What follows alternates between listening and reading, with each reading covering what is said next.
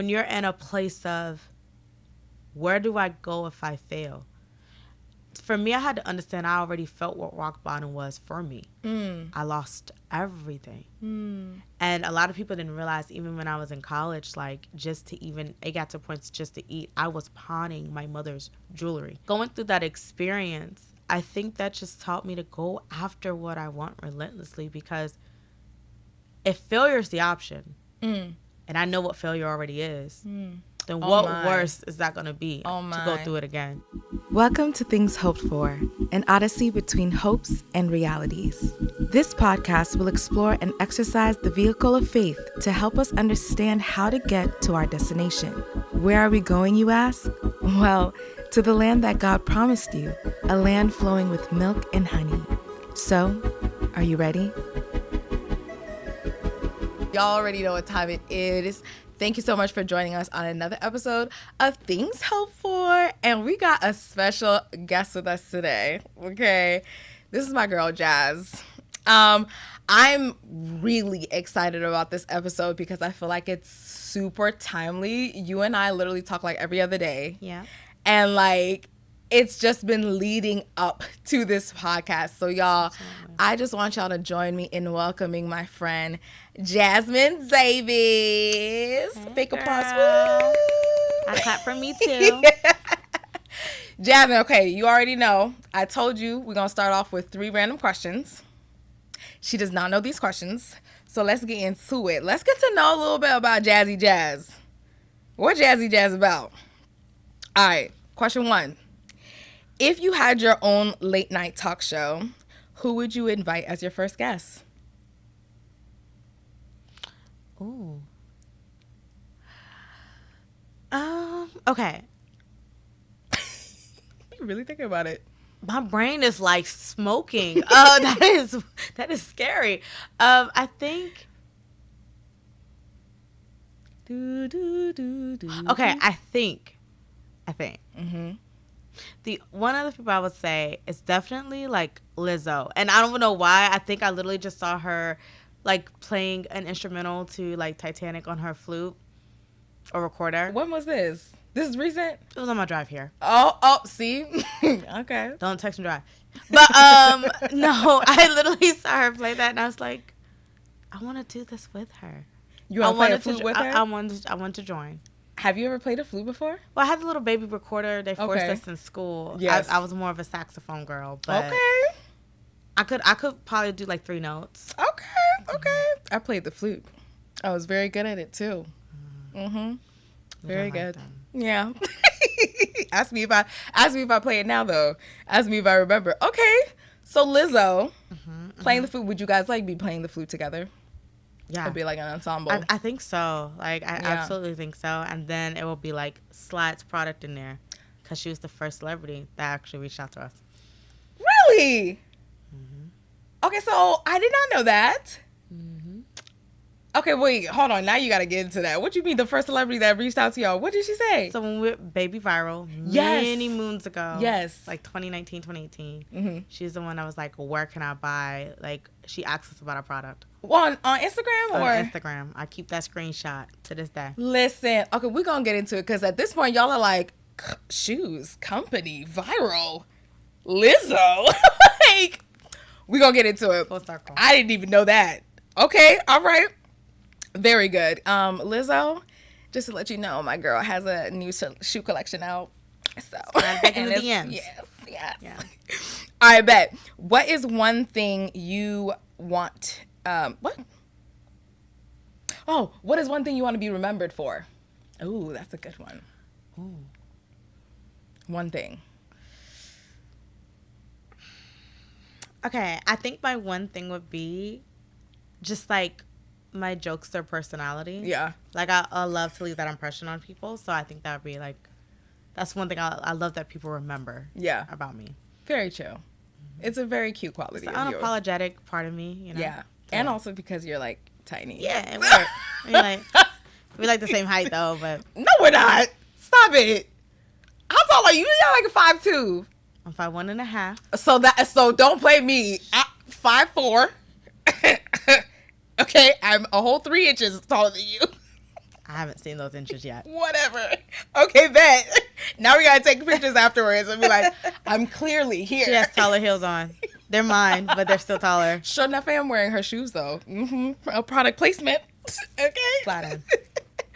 But if you had to delete all but 3 apps on your phone, which would you keep? Ooh. Think about it. Ponder that. So I don't even know the game. Like, I don't know what it's called, but I play this game like late at night for some reason. And That's why you don't be sleeping? That's why you be late? Yeah, sometimes. I don't know. It's like, that's like my wind down game.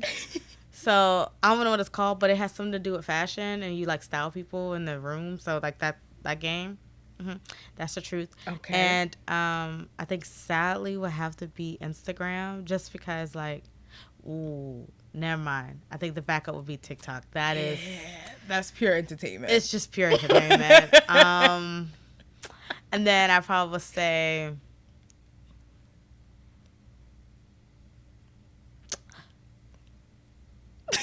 ooh, I'm gonna say just the Google Calendar for now. I'm still late to everything. That's actually a really good. That's good. I didn't think of that. I'm still late to everything, but it helps to know that you're late. I'm glad that you at least you got 2 entertainments and then you have one, timeliness one. Yeah, It's a good. That's It's a good balance. There we go. Mm-hmm. You're thinking ahead. That's Thinking good. ahead. Mhm. Yeah, definitely. I need that Google Calendar one. That has to stay. Yeah. Because if it's not in the calendar, I don't know. And I still don't put it in the calendar, but it's good to think. Okay. I should put it in the calendar. Steps. Mm-hmm. Process improvement. Yeah. Very good. Yeah. You made it through the 3 random questions. I did. I made it through. No, I mean, we got into your... you already hyped us up with a little bit of your story. I know your story, and I'm so blessed to have you on here to share with other people. I first wanted you to just share with us your background. Who is Jazmine, and what is the story behind this amazing brand that you've built, Jazmine Kiona? Yeah, so who am I? It's kind of weird because, like, I just call it, like, this East Southern Coast conglomerate because we don't know, at this point, I don't know where I'm from. I don't even know how to tell people I'm from here or there. But we just, because I grew up in both Maryland and Tuskegee, Alabama. Okay. I used to love, like, fashion and clothes and things like that. And then as I got older, I lost both of my parents before I turned 18, and I entered in this season of, like, straight depression. And so the girl that used to dress up and wake up at 6 o'clock in the morning just so I could do my makeup before school, wear high heels before, she was gone. And so over time, I kind of started getting into the science industry. My background is in pharmaceuticals now. And Thank you for our COVID vaccines. I appreciate that. Saving lives. But yeah, so my background is there, and so I got kind of entangled with that in the science world, and then I'm like, I think I'm ready to do some shoes again. So I think I'm learning and finding out who I am throughout this journey. But yeah, I think that's like a synopsis bubble of who Jazmine kind of is. Yeah. Why shoes? Well, for me, shoes was one of those things. I always loved heels. Like, I don't know who I thought I was. And I think because, like, it's so funny because when I was a baby, like a toddler, my mom's like, I used to buy you, like, these Timbs and these sneakers, and you would ball your feet up. Like, I would literally, like, be like, no. And, You'd like, be like this? Yeah, like, she don't could put not my feet put in the there. shoe on my foot. And they would just tell me stories about this.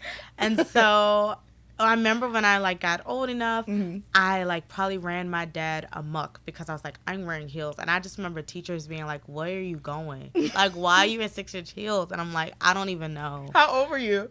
I think I was, like, 10th, like, I know 11th that's grade. right. And I know they were like, Stilettos pumps in the club. Or I was in an 10th Aldo grade. and Baker's girl. Like, Jessica Simpson, Yes, running ma'am. rampant back then. So that was just me. Yeah. And so when I lost that sense of myself, I did a college internship. And in that internship, I bought my first pair of designer shoes. And they were so comfortable. And that's when I was like, What were the shoes?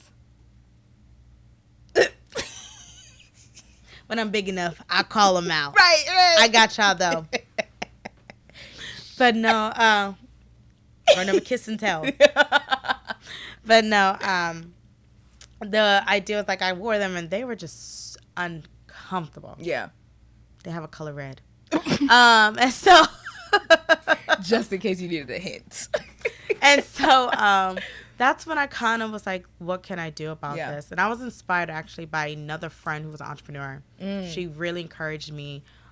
We worked in R&D together. I was a contractor for Procter & Gamble CoverGirl, and she was an actual formulator. Ooh. And she was just like, I remember it was yesterday. It was Ramadan, to be exact. And that's when she was just about to break her fast. And she was like, if you could be anything, or what would you design? Like, I remember I made this product by mistake. And it was like something where they thought this had some promise. And she was just like, you would never get credit for this. And she just kind of inspired me. And I actually shadowed her business. And she told me, if you can always think of a solution to a problem, you have $1 million business. And it sounds small, but what is it that you would do? And I was like, how do I make shoes more comfortable? So that was the start. Ta-da! Science fashion. Boom. So you had a baby launch, or you call it a baby launch. It wasn't really a baby launch. What? Because you launched twice. So what happened? 3 times. So tell us about when you first started. Lizzo reached out. Like, what was that story like? And then what caused this relaunch? Like, what happened? Yeah, so when we first started preparing for a launch, it was 2018. So we kind of started back in 2017 because a lot of the R&D work, things of that nature. So I did a lot of community programs or entrepreneur type of networking events. And once I happened to be called the Black Upstart. And when I did that program, that actual person running the program, or who is the owner of it, Kizia, reached out to me one day. Like, I was at work. And she was like, hey, can I just feature you? And I was like, okay, on her Instagram. And I didn't think nothing of it. For most people, just for context, I am like a dinosaur with social media, phones, cameras. I'm like, this alike, what do I do with this? I do like TikTok, but I don't know how to make one. So I didn't know what was happening. Yeah. And luckily at the time I had a friend who was helping me with social media. Okay. And she goes, Jazmine, you need to pay attention. And she's blowing me up. And I'm like, at work. I'm like, girl, I am making drugs. What are you talking about? And it was like, we were just getting flooded. And we went viral. We jumped from like 300 followers to 21,000. Viral from what? That post from Kizia. Wow. It just shot us through. I think her original post got over 300,000 likes, I think. Or, oh, wow. No, it was at least 100. What do you think was, like, what were people attracted to? What do you think was? She just really summed me up in a very nice way. Yeah. I think the title was like, Black Woman Scientists Create Shoes Worn for Hours or something like that. Very nice. So, like, just, I mean, it's a catch. It's definitely. It was crazy. I remember catchy. My cousin heard about us on the radio in DC. I mean, wow. it just took over all of these different platforms. Wow.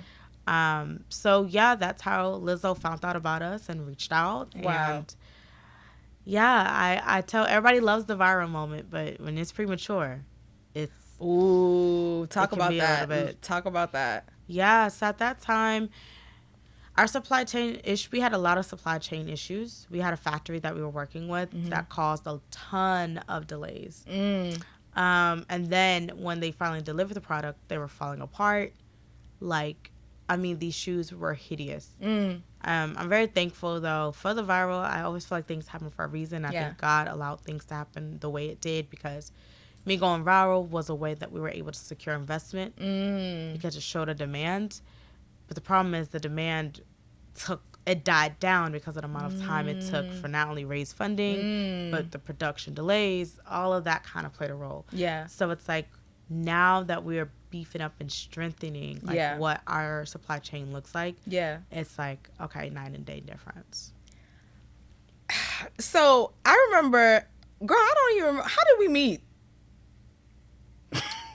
I forgot. think Jasmine. Was it Jasmine? Y'all, I have like 3-5 friends that are called Jasmine. They love my name. I was like, I gotta make nicknames. I'm for not all the of them. oldest, but I think I'm like in the middle. So, but they love my name. Too many of y'all. So I remember when I was talking to you, and even till this day, I'm like always in awe of like not just like what you've been through and where you are, but like just who you demand to continue to be. And one of the reasons why I wanted to, not even I wanted you, I think it was just, I was sharing with you, I feel like this is really God's timing. So in my personal life, if y'all remember the episode, I think it was the solo episode I did, like 4 or 5, where it's titled, God, what are you doing? Go and watch it if you have not watched it. And in that one, I was just really just sharing where God was bringing me through, and understanding that one, I was still in a wilderness season, and 2, that I had to, God was bringing me through the wilderness season to renew my faith in Him. And I had to understand that like it wasn't going to be through my might, through my might or my power, but it was going to be through God's Spirit. And so one of the things that is interesting though is, so y'all already know in that episode, girl, I told you I had that client who cut that budget, right? Now she told me, she's like, yeah, that's actually the end of the budget. That's the end of the budget. Then I had, so this is recent, y'all.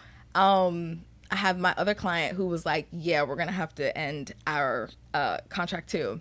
And so I'm literally in this space, y'all, where my manna is drying up. Not even is drying up, has dried up at this point. It's like all dried up, right?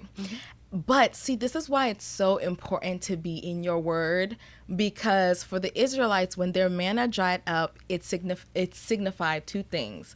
One, that they were in the promised land, because they started to eat from the fruit of the land. The manna only dried up when they had the opportunity to eat from the fruit of the land. Yeah. So this is when they were right outside of Jericho. Yeah.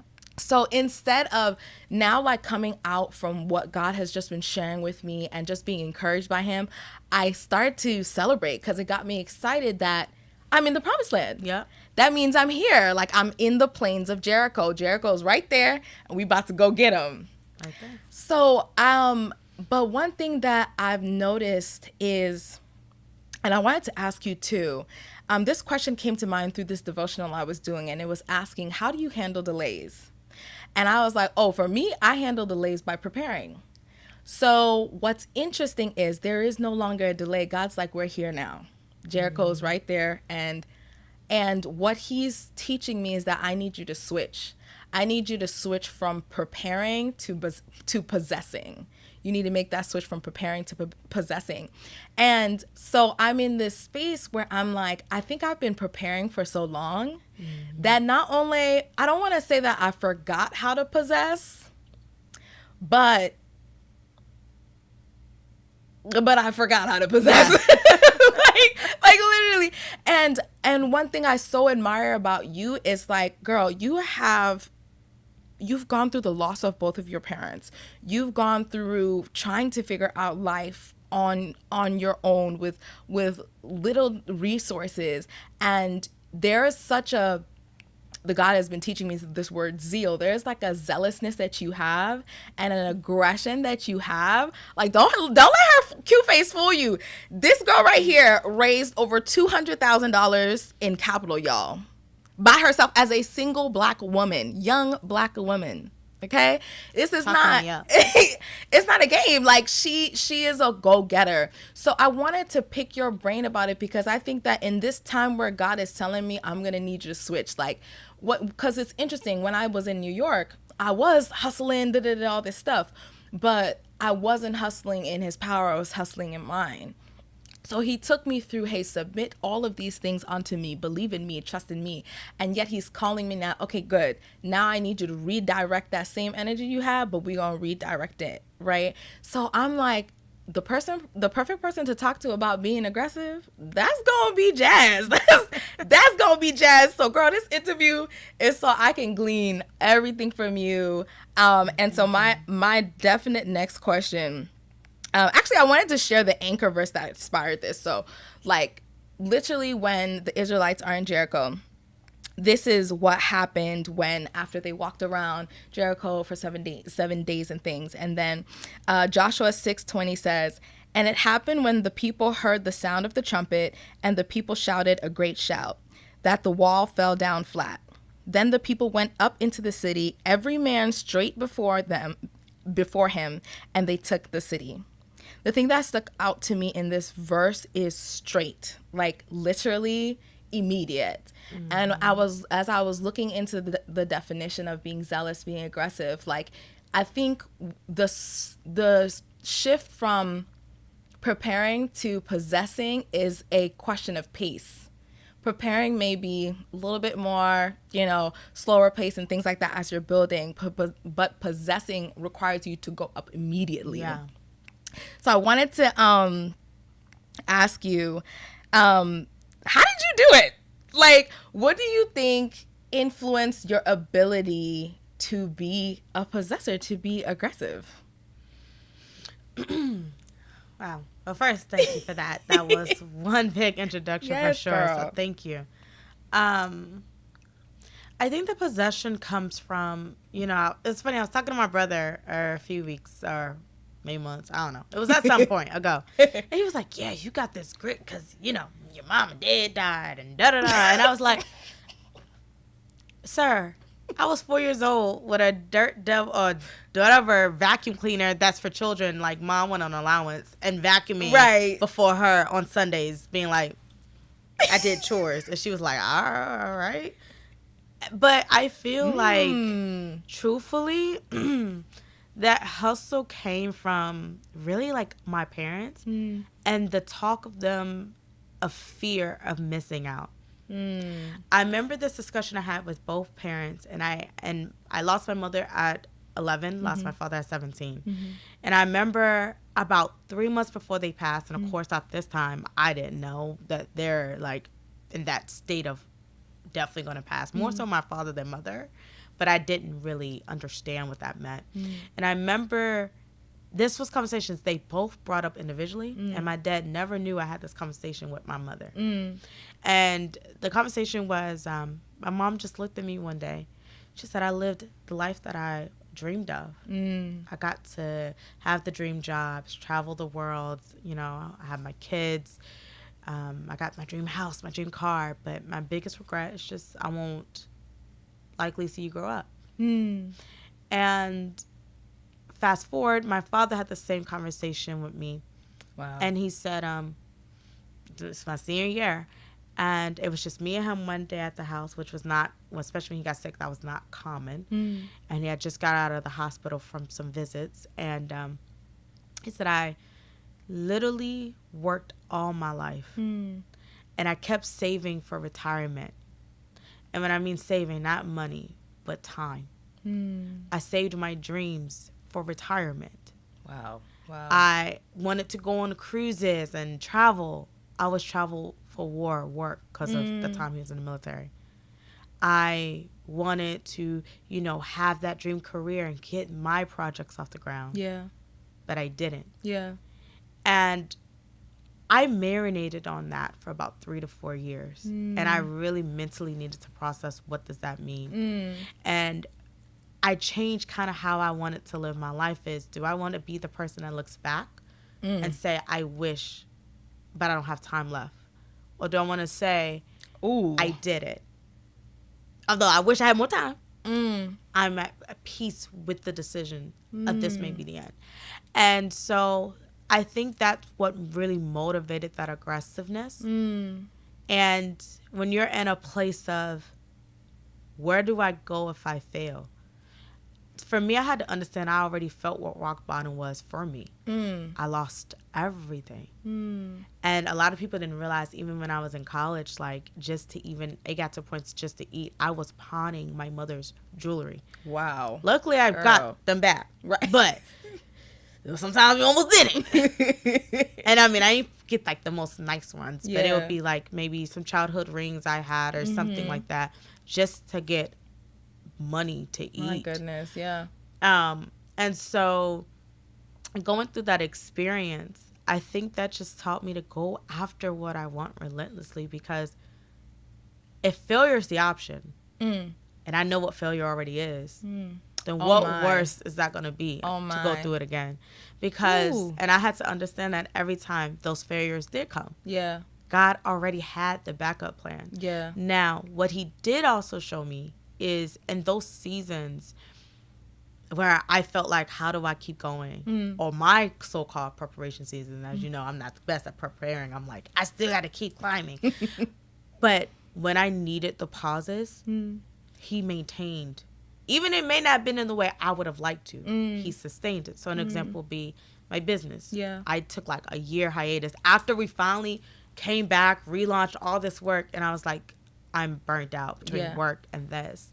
And so I got a partnership with a store, and she just was like, we made small sales this month. We did this, da-da-da-da-da.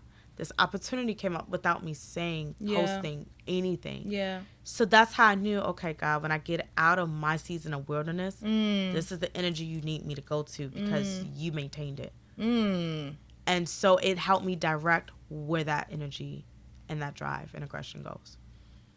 Wow. You know, it's interesting because it's like, what I'm getting from you is like there's a blessing at rock bottom. It's almost like rock bottom is a blessing in itself, because just like you said, like I really can't go nowhere but up from here. And I've experienced falling down, and I know how hard that is, but I've also but if I didn't fall down, I wouldn't know how to get up. And I think that, you know, as human beings, we want to avoid the falling down so much that we don't consider that it's actually what teaches us to get back up again. You know,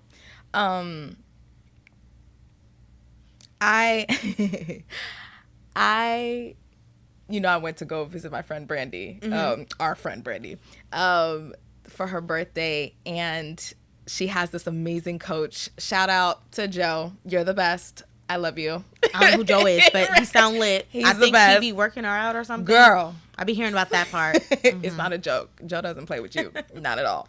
So we were doing these, it was like core exercises, right? It's fantastic. And it was like a weighted ball, and you literally had to like bounce the ball against the wall, and then the other person would catch it. So it's like if I was throwing This is it, where you she can't- loses me. This was it. If you ever see my face like that, she lost me. So what was interesting, he's really good. I love him as a coach, because it's like he sees stuff, and then he's like, I don't know, he's really good at reading you, and like can speak something to you, and he might not even know that's what's going on in your life, but he can see from your body, and he can see from how you're attacking the workout and stuff like that. He can see, like, mind you, I've only met Joe like twice, but so he was watching me throw the ball against the wall, right? And he was like, I need you to throw that thing like you're an angry black woman. He was like, you know, aside from all the stereotypes, but for right now, I need you to be angry. You're not throwing that ball with force. And he said something, I wrote it down because it was amazing. He was like, I know that I need you to throw this ball like this. And I know it works against it. I know that it's hard for you to do, and it works against you because you're a chipper person. He was like, you're a very, you know, like that's your personality. You're a very upbeat person. And I looked at him, I said, and he could tell all of that from my body language. He was like, your foot's this way, you're doing this way, you're not exploding from this area, and da-da-da. He was like, you're not, you know, I can tell you're not pushing it. Yeah. I need you to push it in order to get that force out. And I was laughing because I said, Joe, not only are you reading me, but you are literally, this is my situation right now. Because I feel my first response to when God was teaching me about being zealous, being aggressive, was, God, that's not my personality. Like, I don't I'm not an aggressive person. I love people, right? I remember that one time we had a conversation and you were like, yeah, girl, there was this one time I was like emailing people like crazy, da, da, da. And it's like, I'm not afraid of people. I love people. But all of that, like, I'm like, and I don't know. I had to explore what was stopping that, like what was halting that. And so I wanted to ask you, like, you say that you're a very shy person, right? You're They don't believe it, but we don't. We really don't. We don't believe catch you. me ever at a party, I just be sitting there like on TikTok. And you say these things, but again, you raised over $200,000 in capital. You literally do not take no for an answer. You bust through doors down. I don't even think, I feel like you be like waiting for God to open them, but you're like, all right, you take it. Come on, He said that was my door. I gotta go ahead and just help him out. Let me get an axe with him. So, like, how did you not allow your personality to get in the way? Yeah. So, ironically enough, I am very shy. I get nervous. Like, that again, that's why we don't do social media. Because I'm like, what do y'all want me to talk about? I don't know. And I just like being by myself. Maybe slight only child syndrome. Although I have siblings, but I still call myself the only child. But no. I think what helps me push past my own fear is that the worst you could get is no. Yeah. It really is. It's literally the worst you could get. And a lot of those were no's. Yeah. And are still no's. Yeah. I mean, even thinking to the one store that gave us a chance. We had our product been in the store for a little under a year now. I think I emailed almost 20 to 50 stores, called, repeatedly emailed. And the one time I just randomly called this place, she was like, sure. And I didn't know what I was doing. I didn't know anything about a line sheet. Yeah. I found that out about 3 months ago. And I didn't know any of this stuff. Right. So, I didn't know how to prepare myself for this meeting, and she tried them on. She couldn't even fit the shoes. She's size 4. We go to 5. Come on. We got her a custom pair, though. Why is she even... We got her custom. I was about to it's say. The cutest shoe. It's like really this small. You're a size 4. How are you even a human? Like, it's really tiny. It's really cute, though. I was like, it fits. I thought it was going to be too big still. But, oh my gosh. But I realized that, like, okay, no, and then what? What's another way? And I will say my brother did remind me. He was like, I think the moments he saw it in me, and I didn't even see it in myself at this time. When, again, lost my father at 17, so now at this point, technically, you could say orphan, ward of the state, whatever you want to call it. I was like, okay, how am I going to pay for money for school? And what a lot of people, especially back home, I'm from a very small town, people just thought, oh, you got money from your mother, so that's how you pay for school. No, I couldn't just touch all that money up front. That's not how that worked. Like, that's not how CDs work. That's not how that worked then. I had to do increments. Yeah. And it was not enough. I went to a school out of state. I had to live at the same time. So, like, that's not... And mind you, living was a lot different. Yeah. I had to pay for health insurance. Most people don't think about that, right? Like, you can use your parents on your phone bill while you're in school. Like, all those different things that kind of typical. Yeah. Didn't have that kind of access. So every responsibility fell on myself. My goodness. And so that summer, I went to FAMU from my first 2 years of college. And I called those people every day. Orientation, I would run there before we start classes and try to talk to people. I didn't know what was out there. I didn't know what kind of funding I can get. I just knew I needed to figure out how I was going to pay for school. And I don't know how to tell you I was going to pay for school because I don't got it. And I didn't even know this thing was called an out-of-state fee waiver. And I think this one lady was like, you've been calling a while. I said, uh-huh. And she's like, let me transfer you to this random person. Said you've been calling She got tired of me. Said, all right. She's like, I'm not tired of you. But, all right. So she finally transferred me to this person who, if you know I've been calling for a while, why you giving them for, like, maybe the other girl 5 persistent. calls? She was like, let me see if she keep going. But I remember the conversation, like, yesterday, and they was like, oh, we have this program. And actually, every college do. Keep calling them people. It's called out-of-state fee waivers. And it pretty much... they give you money that counteracts the out-of-state fees. Didn't even know what's the thing. Free money. When I transferred to VCU, I knew that time, hey, I need the out-of-state fee waiver. Right. This is my story, and this is why. And it was just a simple sense of, like, wow, this is what we need to do. And, like, not even 3 weeks, it was done.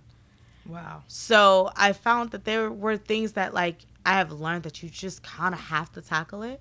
And I think God is going to put you in situations. And I think that's also the second fear is we take the responsibility of pushing through on ourselves. Come on. And it's like, no, God's is gonna actually have the right relationships push through with it. And I think when you look at the rejection that way, because I think a lot of times, sometimes we're so fearful of, like, okay, so what if nobody hits me back up? Yeah. That wasn't a relationship you were supposed to have.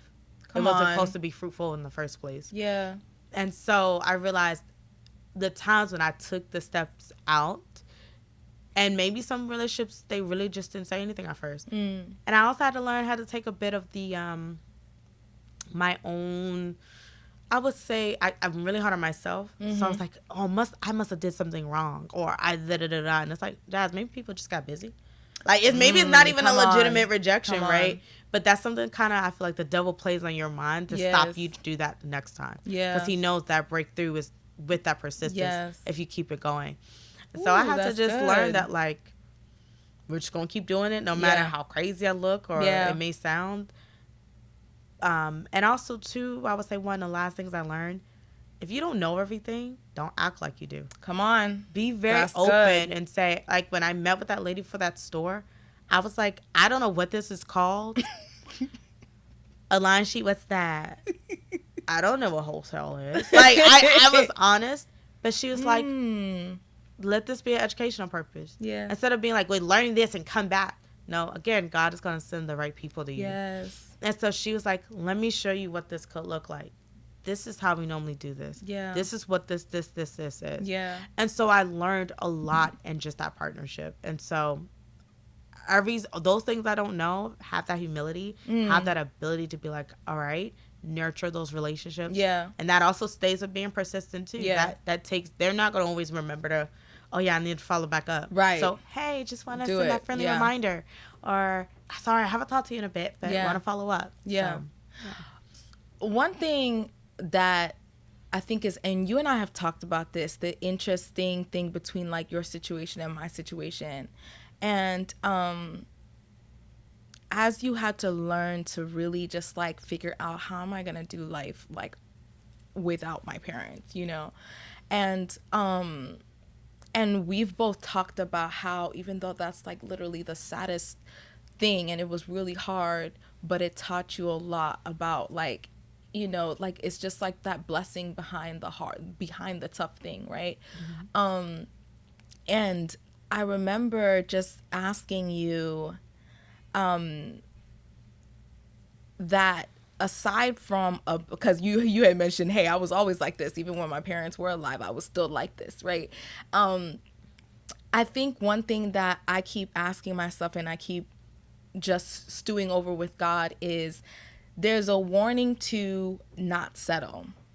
And I think from what you just shared too is like, hey, like, my back was against the wall. If I didn't push past the nose, I wouldn't have health insurance. Like, what is you talking about?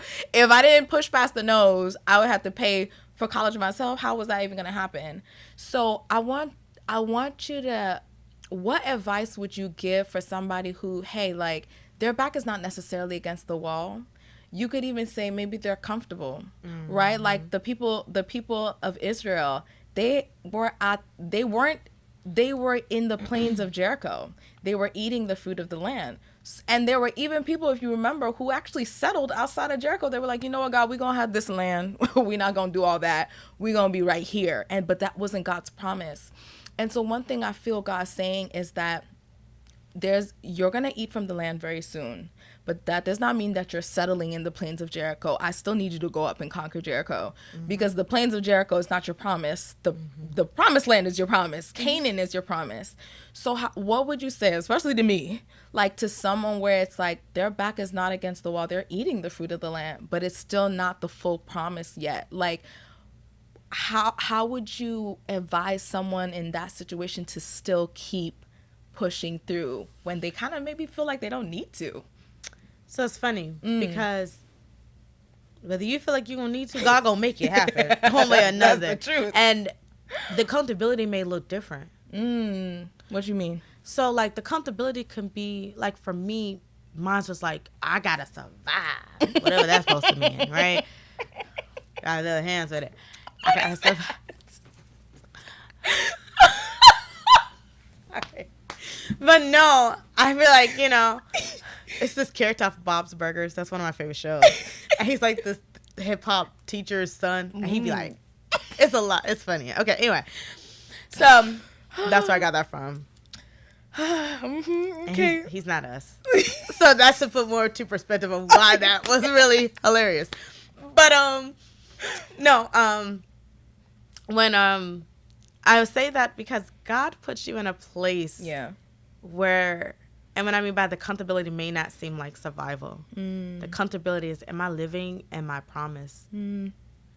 Is this what I plan to do every day? Is there something I feel like, yeah, I'm comfortable, but am I just sustaining and getting by? Yeah. Am I just floating? And my friend one day brought up this analogy, and I use it like all the time. And it was like, think of like a crab. God like literally forces that shell to get so uncomfortable. Jazz?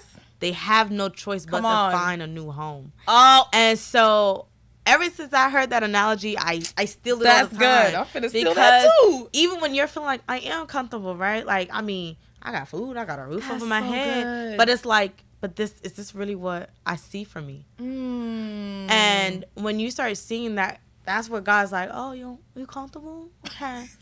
It's time to make you feel like a shell. So I'm going to tighten your resources. I'm going to tighten your circumstance. And you don't want to get to the point where God is doing it for you. Right. That's where you just like, I wasn't against the wall yet, but now I really am. And it's a whole nother conversation because now you're like, all right, God, I didn't hear you, but I hear you now. So, like, can you speed up that blessing? Right. AKA that deposit that I've been waiting on for 6 months. Okay, I know I should probably apply for that job, but, or did this email. Like, I realized that, like, I didn't want to wait anymore to be pushed against the wall.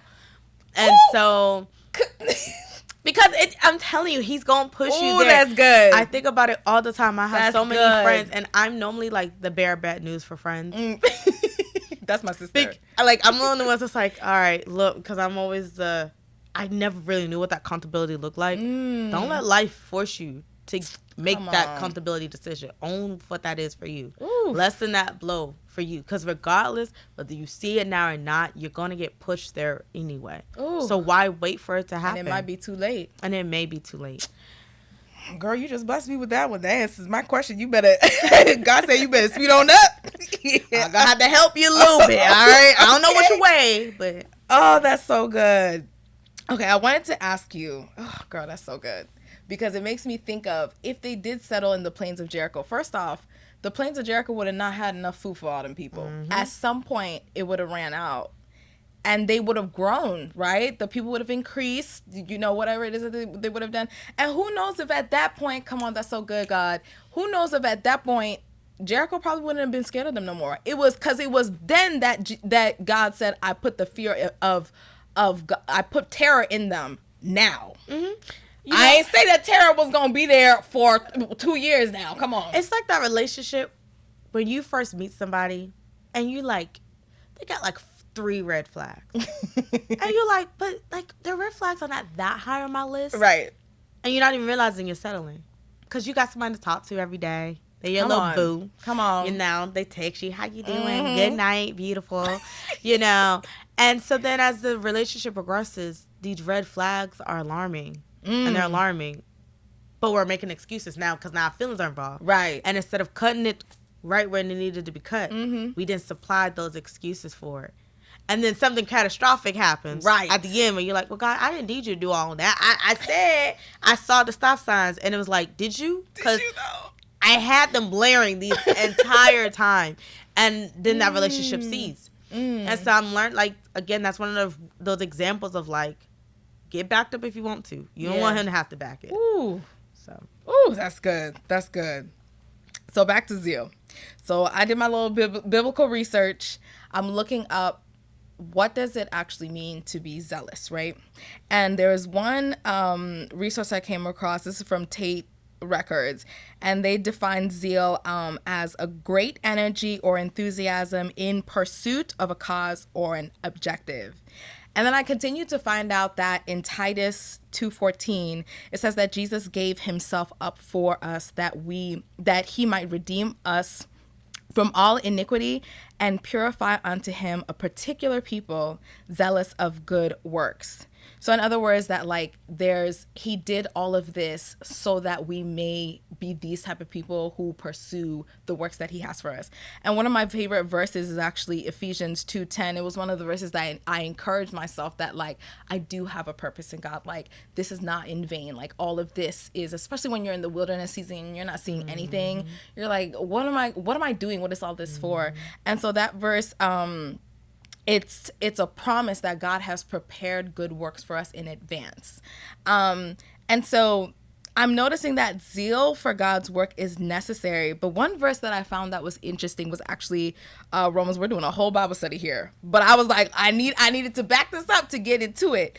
Paul tells us in Romans 10:1-3, and he gives us a warning that as he's looking back into history, those same Israelites that we were talking about, they were zealous, but he says that they didn't, they had zeal, but not according to knowledge. So that's the key part. They had zeal, but not according to knowledge. And zeal is that, again, that like pursuit, right? That like pursuit with great energy. So why do you feel like that's important to note about zeal? That you can have zeal, but if it's without knowledge, it's actually kind of like... So the reason I feel that zeal and knowledge needs to go hand in hand, it's kind of like that talk earlier about like how we went viral, but we were too early on. Jazz. Oh, that's so good, Jazz. And at first, I thought the knowledge had to come from me. And it doesn't. Like, anytime, a lot of times when people hear me talk about my business, I utilize this word of community. Yes. Like, and that's okay. That created that failure. Just make sure it didn't happen again. Right? Like, you could be like, I didn't know it this time. Right. Can't do that the second time. Right. Bad example. But when I realized that, like, when you go after it too prematurely without that knowledge or access to the knowledge. So that could be someone that you can reach out and say, hey, I've never done this before. Yeah. Or, hey, I'm lacking in this area. What do you recommend? You kind of stunt your promise because you aggressively went after it too soon. So remember I said that I learned over time from God. Yeah.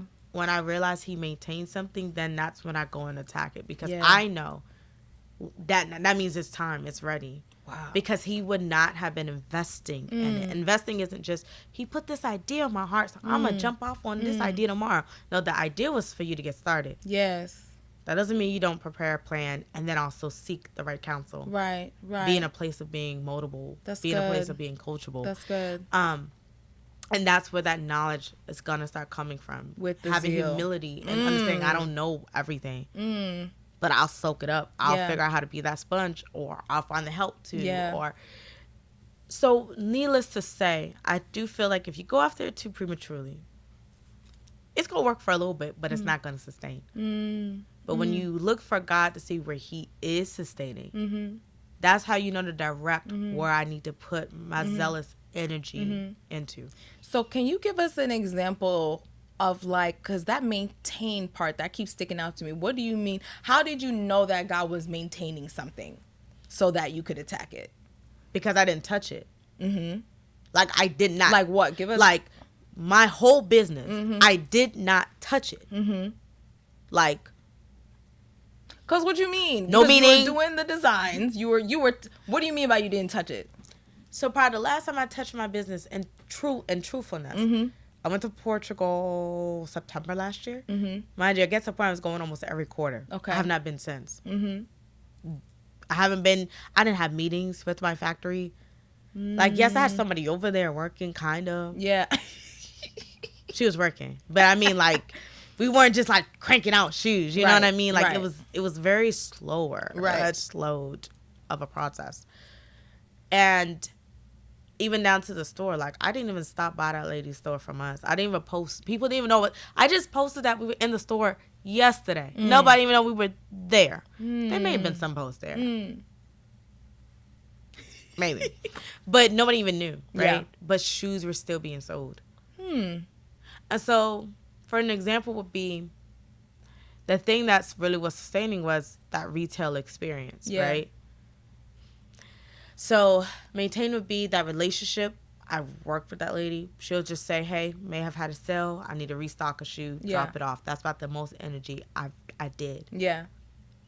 A few weeks ago, I called my investor and I'm like, I don't know what to do. Like, why is this not happening? Why is this not selling here? Why when I'm like, I feel stuck. Like, it's not making sense to me. He goes, retail.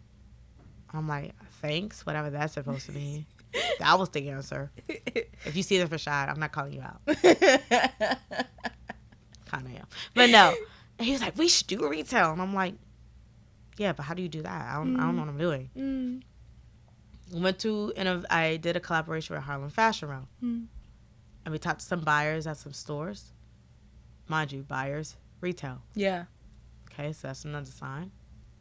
So then I go and the store that I'm getting sold to, because when I called my investor, I was freaking out because I just found out that the store we were sold to is going to be shutting down for about 3 months. Right. And we just literally gave them an exclusive colorway. And I'm sitting here like, right. You're not going to be open? Like what happens now? Right. But it's for good reason. They're moving to Union Market, so boop, boop, more foot traffic. There we go. But, so I'm like, I don't know how to sustain this. Like, what am I going to do? Yeah. And all of these little buckets started dropping. I'm being told we need to go to the show. The show has all the different retailers that we need to talk to. Yeah. So I'm okay, retail again. All right, God. So I feel like now you're really like, this is what I'm talking about, the stop sign with the dating. And he's like flashing. This is what you're supposed to be doing. I'm like, that's not it. Yeah. Then I get called to be a part of this platform.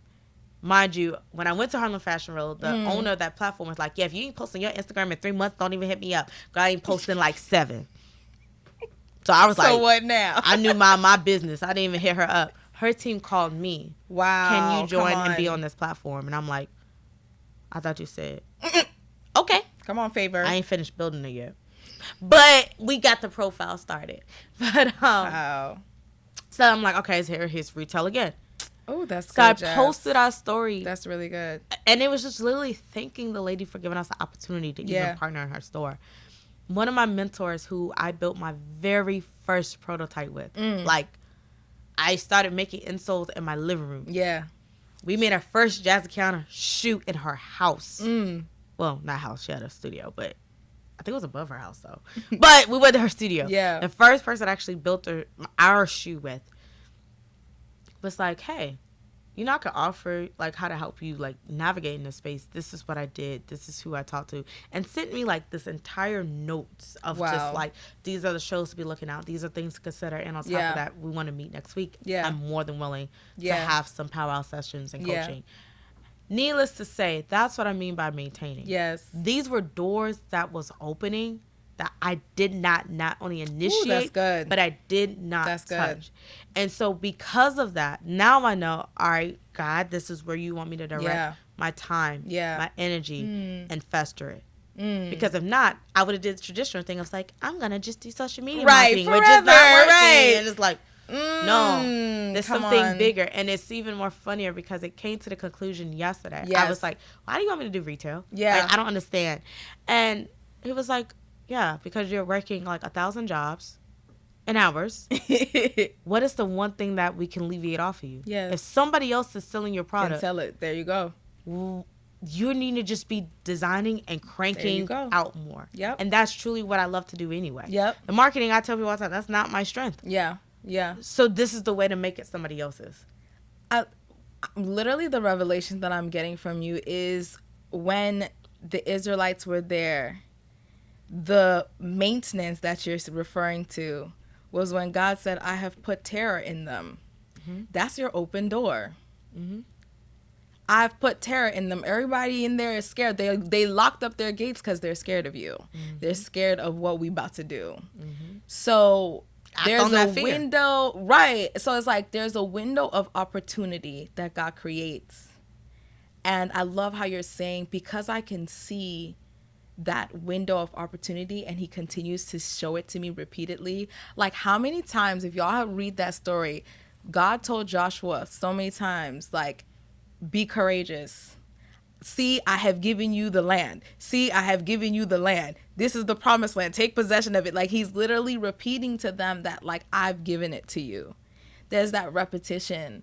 And so it's like, I love how you're saying, like, the reason why I can be zealous is because I can see the window of opportunity God's made, and that's where I'm going to go. Mm-hmm. Y'all, we're having a private listening party here in Maryland, and you, that's right, you are our next guest for season 2, episode 8. I want to meet you guys. I want to actually see your faces, okay? So if you live in the DMV area, in the Maryland area, I want to see you. The show will be August 27th. Scan the QR code to submit your invite. It's going to be about 12 guests. We're actually going to pick people at random for those who submit. We're going to share the link in the caption section below. If you're interested and you want to come and meet the Things Hope For family and come and join this party, go ahead and sign up. And we cannot wait to meet you and reach out to you by August 8th. So we hope to see you there. There's one verse that Paul says too, and he really says, like, take up every opportunity. And I think that's something that's just continuously been playing to me. I think one thing that the enemy can do if we're not careful is he can take the years of rejection. And just every time you see an opportunity, he's like, hold up. When this remember them 7 years of no's you got? Child, you go through that door, you're going to get no again. And I love how you said, like, the worst that can happen is a no. But if I don't go through the no's, I'm not going to reach my yes. I'm not going to reach the one store who said, yeah, no, you can sell here. And in fact, not only can you sell here, but I'm going to teach you some stuff about the industry as well. Mm-hmm. Like that caring, that holding my hand that is necessary for where I am. Just like you said, the right partnerships. So that was really encouraging to me. I wanted, oh yes. So I think one thing that is also just beautiful about where you are, in the conversations that we've had, I know you've recognized you're in this new season of like a next level of healing. And from all that you've learned about how you've operated up until this point and even your journey with God, like, what is this next level of healing look like for you? Like, why is it important? And what are some things that you've learned about yourself through it?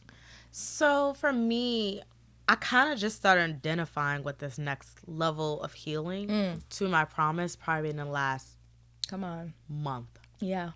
And at first I didn't understand why these different things were happening because for a long time, because I was such in a survival state. Yes. I boxed everything. I never allowed myself to grieve. Like, wow. Like even my parents passing. Wow. Mom passed at 12 when I didn't understand what that even truly meant, or 11. I didn't understand what that meant. My birthday came that summer, moved straight to Alabama. Okay, my dad passed at 17. You about to be 18 in a few months. Where you gonna live? Yeah.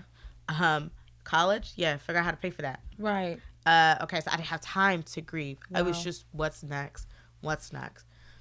And I realized that I got very good at just compartmentalizing. And you could do that for but so long. Yeah. It's gonna come up. Yeah. No matter what you're hiding from, you're running from, it will expose itself.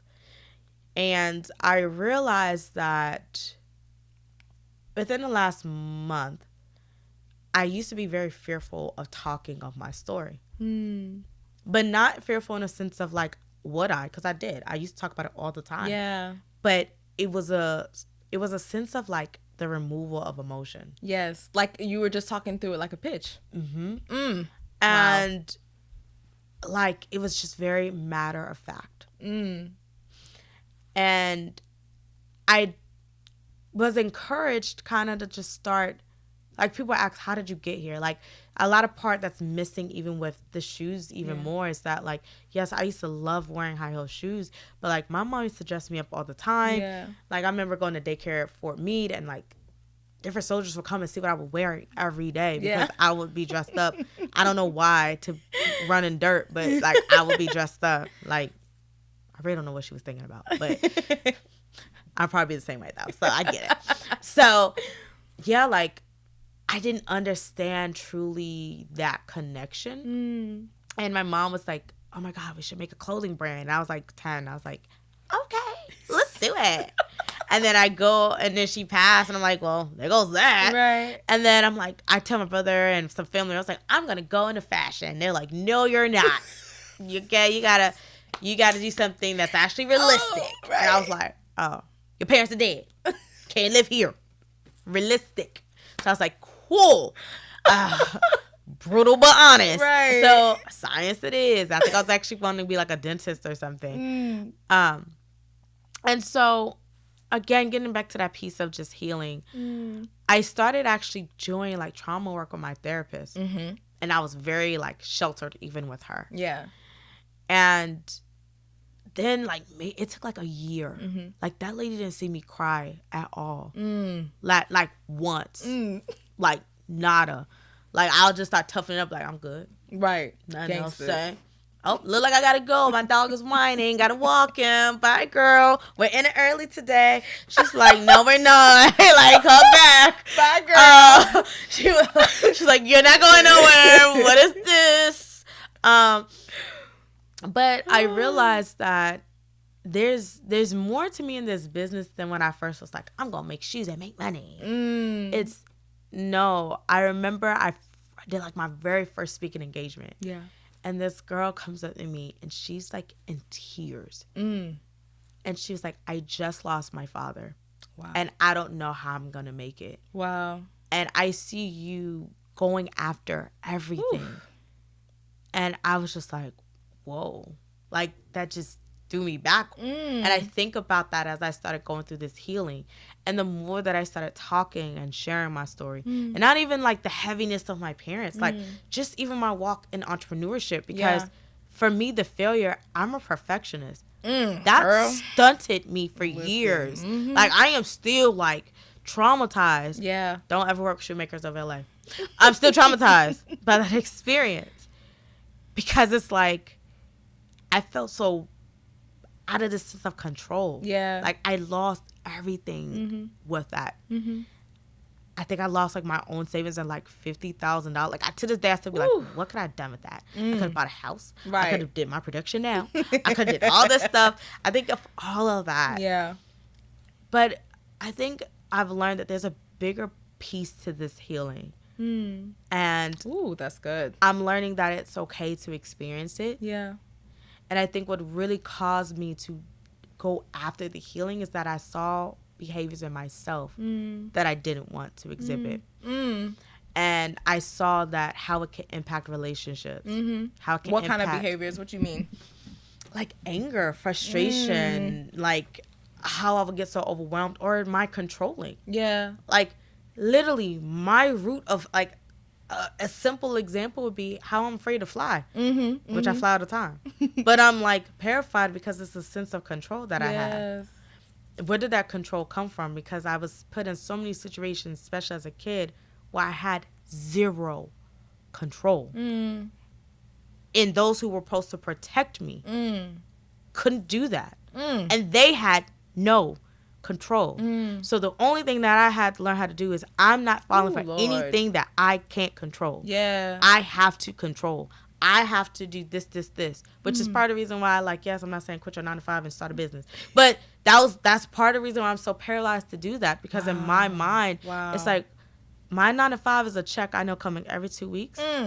But I realized I started prioritizing my 9 to 5 over my business. And even my therapist was like, you sitting here asking God to open doors for your business, aka your baby, but you're not feeding it because you're so focused feeding the check, which is the 9 to 5, because that's what you see the growth coming from. The dumb therapist will check you, honey. She be checking me.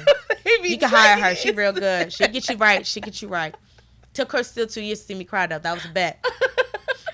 She got about 3 tears. That's all she gonna get. But no, it's just such a great space to be vulnerable and do that journey. But I definitely learned in that like these were behaviors that like really scared me. Even in dating, like, I didn't even realize that it showed up because it was like I put this hard exterior with guys on, and it was because it's hard for me to be vulnerable. I don't want to invite you in. I that's my protective safe space. Yeah. Why? Where did these issues come from? Yeah. And so, yeah, I definitely encourage people that your story and your Jericho is somebody else's example of what theirs can be, right? I'm sure the Israelites in the Bible never would have thought these were stories that we're hearing about. I'm telling today. You, girl, that's true. And that's so you never know what that looks like, but that healing needs to happen for you to be in a place that, one, the credit is from God. Yeah. And people need to see that. Yeah. And I would not be where I am. Yeah. Period, without God. And even at times when my faith weren't there. Yeah. He still stepped in. Even when I was like, I am mad, God. Like, why did this happen? Why would this happen? Why would, like, all of that? Yeah. It wouldn't have been where I am without him. And so that healing is definitely an essential piece and something I'm still working on. And it's going to probably take years. It may be something I always will do. Like, I don't think there's this place of just being, I'm healed. I hate when people say, I'm healed. It's like you put a period there. Like, it's the comma. We're always going to be healing because you always should be growing. We always should be getting better. And so, especially in the Black community, that's such a thing where it's like, we don't do that. Yeah. And we compliment these little wins of being like, I'm healed. Right. But the moment that derailed train comes, you back where you were again. And you're like, and we're like, I thought you was healed. Yes. With the period at the end. It's okay to put a comma. There's nothing wrong with that. That's so good. That's so good. I asked that question because first off, I want to celebrate you. Like I said, like, you just keep going. And I've said that to you before where it's like, sis, you've noticed something, God has shown you something, and you're not saying, like, you're like, you know what, God, all right, let's go into it. And I know that there's so many reasons in your life to be apprehensive and be like, deuces, but like, you keep stepping into that. And so one of the things that I wanted to talk with you, and I'm gonna end with this question because something that I'm navigating, and you shared with me that, like, and even in this conversation we've talked, like, part of that zealousness had to come forth in you because of the trauma that you went through, because of the pain that you've gone through. And now as you're going through this healing journey, how are you, because that's still in you, but so how are you navigating being aggressive, being zealous, still being that go-getter, but from a place of healing now and not trauma? So when I started working on shifting from the healing state of Jazz, one, I felt like I didn't have to do it all on my own. Again, back to that control, and that's why that maintain was so important to me. Yes. Because I realized God maintained every time. One of the things I started doing is kind of like, was it David? Was that David the one with the staff that he used to write down all his little wins? Oh, that's Moses. Oh, that was Moses. That wrote everything. You talking about on his staff, right? Well, Moses. We read the Bible at 5 a.m. Yes, we do. We still getting the people together. But I know Jesus. That's the main character. I got that all right. She said, "But I know Jesus, though." I'm scared you may mix up a little bit. But we get what you're saying. Yeah, that one. But I started utilizing this, like, just mantra for me, which is stop and smell the roses. And I actually stop and, like, look over my wins. That's so good. Yes. Because when you realize God, is going to maintain you, and you start looking back of this blessing happen. And a lot of times we overlook even the small ones. Yeah. Like, even the little ones. Yeah. And when you start looking at what he has done over your life, you realize, all right, I can go after this aggressively, but that don't mean I got to be up to 3 o'clock every day this week. Jazz. I got to get up at 5, and so that means 2 hours of sleep. And then I can, like, not eat lunch because, like, it's girl dinner per TikTok. And so I'm just going to eat grapes today. I did that this week, but don't do that. And so, like, you realize it's not all on me. Yeah. And you find this sense and peace in being like, I want to, like, self-care and love on me. Yes. And you prioritize that. I started prioritizing utilizing a Sabbath. Like, I never used to do that because for me, I'm like, that's another day, another dollar, what are we doing? And it's like, no, it's okay to rest. That's so I used to literally be like meeting with friends and be like, my investor called me. Sorry, girl, I got to go. Like, literally would be like, I got to go. I know we're eating dinner. Here's some money on the table. I'll be back. Bye, girl. Like, we'll leave. Yes. And now it's like, they can wait. I want to spend time with my friends and my family. And I shift with that healing journey, what's important shifted. And it's not the sense of like, oh, I want to get ready, get married, have family. And it's like, no, I just want to enjoy what's around me. Yeah. So like, even when I travel for work, I used to be like, or for like Jazmine, Kiana, I literally would go to Portugal for like 2 days. Yeah. I was that crazy. Fly there 2 days, run around the whole time, come immediately back so I could get back to work the next day. When I started manufacturing in LA. Fly there for 2 days, figure it out, or even a day. Yeah. That's like $700. Come back and just be like, okay, go to work the next day. Ooh, and it's like, no, I want to go and travel to the beach. Yeah. I want to go here and look at stuff that I'm not going to buy. I want to, like, it's okay to stop and enjoy. And when you start understanding that, for me, I had to take myself out of that place of, if I don't do, then this won't happen. And God had shown me time and time again. And that's why Moses staff comes into play of remembering the blessings. Ooh, that's good, girl. And so, especially I started actually doing it a little differently. It's like categorizing what those blessings are. So when those fears come up, that's the actual memories I see. So it's not like, he brought me through my parents passing and I'm like crying about my business. No, I need to see, wait a minute, go to the Jazmine Kiana ones, and it's like, when this failed, this happened, when this. So I know how to attack that approach. And understand, again, like, it doesn't have to fall on me. Woo! Drops mic. Thank you. I don't know how to drop it. Thank you for that TED Talk. Thank you, Jazmine Davis. That's my name. Girl, that was good. That was good. I mean, I don't really have nothing else to add to that, but I want to thank you because first off, your friendship has been such a blessing to me.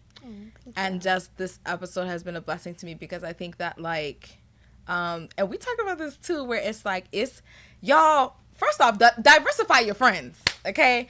You can't have all 100,000 of your friends all going to the club. It's too much. You need your entrepreneur bestie, okay? You need your bestie who's the artist. You need your mentor bestie. Like, you need other people, because I think that there's certain things that you and I can talk about because we have that same entrepreneurship mindset and we can go crazy together. Yeah. You know what I'm saying? And so there was just certain things that I was like, I knew that I needed to glean from you because of what you've been through. And I want to again celebrate you for not just your strength, but your vulnerability and your willingness to share that with other people. Because I think that, like, this conversation is going to open doors for me.